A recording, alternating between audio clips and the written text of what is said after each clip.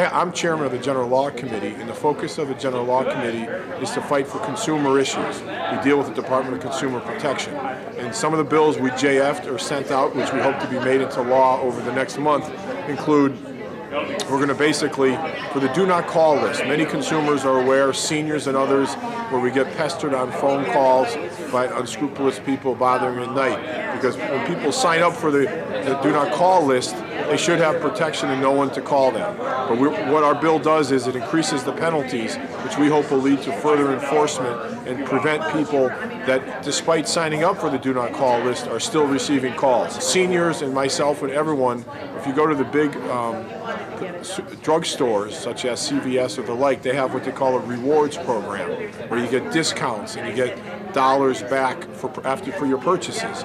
And what we want to make people aware, when you sign up for this rewards program, I'm not sure people are aware that you're waiving your HIPAA rights. And the HIPAA rights is the federal law that has privacy for your medical records. As many people know, seniors and all people, they'll hire people to do work on their home, to improve it, to do an addition or the like. But unfortunately, there are some unscrupulous people, especially contractors that go door to door and may take advantage of seniors. We do see that in the paper from time to time. And this piece of legislation will try to protect people, seniors and all their citizens, in the sense that when a person's knocking door to door trying to get work for a home improvement contractor, we're going to have a system where they have a badge.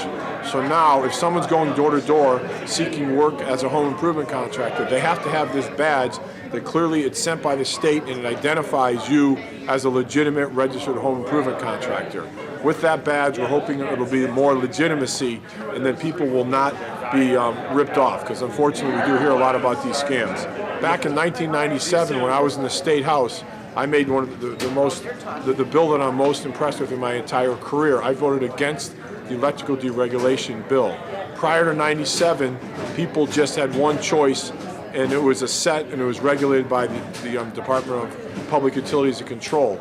The majority of the legislature decided to change that and go open so people have choice. The problem is you're dealing with an essential service, and today you have people that are, I would argue, are getting questionably contacted or even scammed, in the sense that they're getting promises for short-term lower rates than the CL&P rate, but then after 6 months the rates double. Mr. Will Gloucester, he's a volunteer with AARP. He's a retired rocket scientist, believe it or not.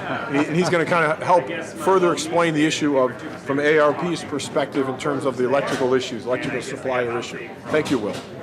Thank you, Senator Doyle.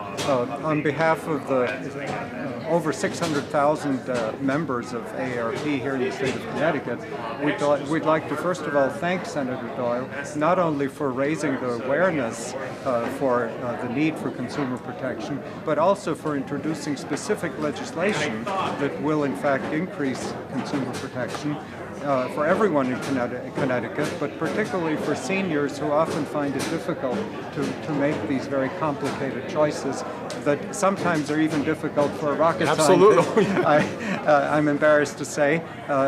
We've paid a lot of attention to what seniors are telling us, and so we've collected a lot of information on how people are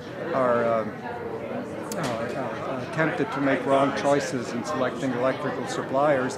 I've had an experience in this regard myself. I signed up for a low-cost plan, then I forgot to renew it, my costs went up, and suddenly all the savings that would have been realized were offset by the high rates, and I went back to the standard supplier rate, which of course I'm very glad we still have.